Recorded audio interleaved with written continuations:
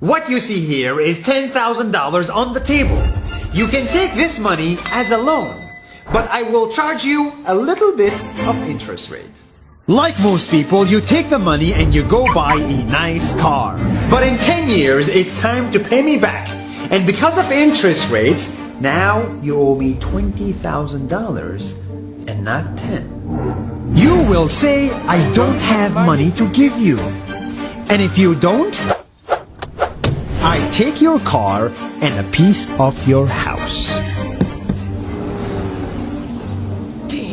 This is how debt works. And after 3 years of traveling the world, I noticed that this is exactly what China is doing.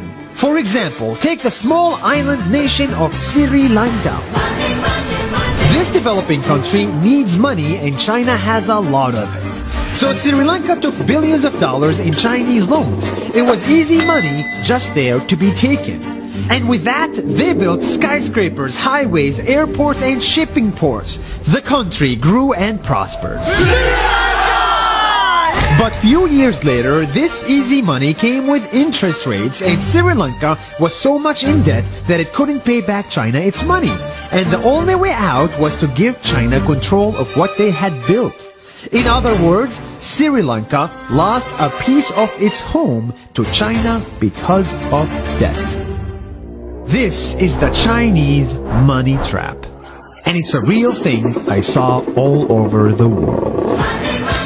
In Papua New Guinea, I saw $2 billion in loans given by the Chinese to build skyscrapers, infrastructures, and ports.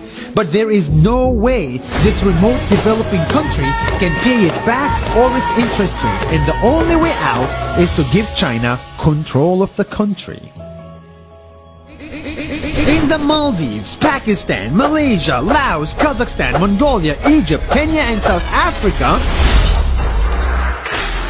the same thing is happening, and many countries are struggling to pay back Chinese loans. If you look closely, all these infrastructure projects like highways, ports, and bridges connect to China through the sea or through the land to form something far bigger, far more powerful than just a bridge. A new Silk Road. The world is already made by China, and I think slowly it will be owned by China.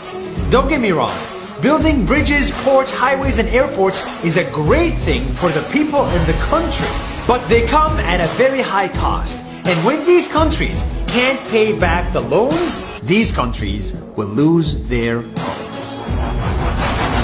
One thing my parents had taught me is that there's no such thing as a free lunch or a free ride. So if we're not careful with our money or other people's money, then we better start learning Chinese. 下周见。